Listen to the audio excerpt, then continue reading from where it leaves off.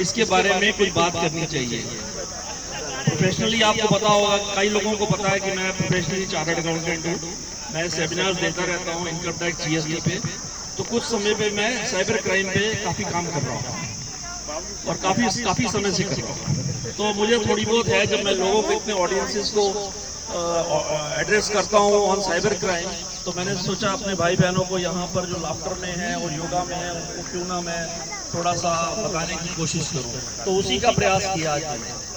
तो पहले तो सबसे पहले धन्यवाद है सुनीता मैडम का और सोनाली मैडम का, यशपाल जी का, कि मुझे बोलने का मौका दिया। अभी के टाइम में इंद्रजीत बोल रहे हैं, ठीक है?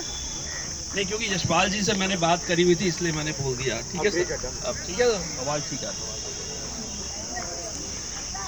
मैं खाली आपको सबसे पहले तो ये बोलूँगा, आप सब भाई बहन जो भी हो, बहुत ही नरम दयाल के हो, नरम दिल के हो और बहुत ही अच्छे हो। ये मैं क्यों कह रहा हूँ? इसलिए कह रहा हूँ क्योंकि हमारी हिंदू संस्कृति जो है वो है इस रूप में। इसी रूप का लोग हमारे ऊपर फ़ायदा उठा रहे हैं। हम एक चींटी को नहीं मार सकते, जो हमारे पैर के नीचे आ जाए तो हम करते हैं, और कई लोग ऐसे हैं जो इसी हमारी कमजोरी का बहुत फ़ायदा उठा रहे हैं। तो प्लीज़ इसी रूप में मेरा कोई पर्सनल ऑब्जेक्टिव नहीं है। इसमें खाली यही ऑब्जेक्टिव है कि मेरे भाई किसी भी क्राइम में फंसते हैं डिजिटल से रिलेटेड, तो अगर मैं कुछ सहयोग दे पाऊँ तो मैं प्लीज़ देना चाहूँगा। और वो इस रूप में दे सकता हूँ कि आपको जागरूक कर सकता हूँ कि आप सतर्क रहें और जागरूक रहें। और मेरा खाली काम यही है, आपको सतर्क करना और जागरूक करना। जैसे हमारे पिताजी और सब कुछ है, हम बहुत शरारतें करते हैं, तो हमको वो हर दूसरे दिन कोई ना किसी बात पे टोकते हैं कि आप ये मत करो, ये मत करो, ये मत करो। वो क्यों टोकते हैं? इसलिए टोकते हैं क्योंकि करत करत अभ्यास से जड़बती हो सुजान। वही मुहावरा है जो हर चीज़ पे एप्लीकेबल होता है कि हम बार बार चीज़ को बोलेंगे, सुनेंगे, तो हो सकता है हम उस परिस्थिति को अपने बहुत ठंडे अच्छे रूप में कर पाएँ। तो मैंने अपनी पूरी जो डिस्कशन है उसको 3 भागों में बांटा है। एक पहला है कि डिजिटल फ्रॉड होता क्या है, दूसरा है कि हमारे इस ग्रुप में और लाफ्टर ग्रुप में मैक्सिमम लोग सीनियर सिटीजन हैं और सब शादीशुदा हैं, तो अपने बच्चों को हम किस रूप में बचा सकते हैं। दूसरा पैरा जो आइटम है इसमें जो डिस्कशन की वो ये है, कैसे बचा सकते हैं। और तीसरा जो इम्पोर्टेंट है, अगर फिर भी हम फंस जाते हैं क्राइम में तो हम क्या करें। तो 3 हिस्सों में मैंने पूरी डिस्कशन को बांटा है।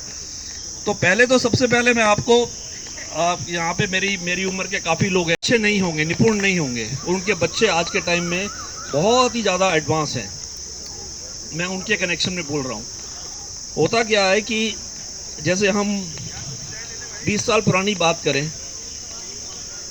हमारे बैंक में 100 रुपये भी जमा कराने जाते थे तो हम पासबुक में एंट्री कराते थे। आज के टाइम में हम, क्योंकि सब ईमेल के थ्रू स्टेटमेंट आती है, ईमेल के थ्रू सब कुछ चलता है, एसएमएस के थ्रू सब कुछ चलता है, हम बहुत अच्छा है, डिजिटल वे में सब कुछ अच्छा चल रहा है। लेकिन जिस स्पीड से टेक्नोलॉजी बढ़ रही है, क्या हम उस स्पीड से अपने आप को बढ़ा रहे हैं?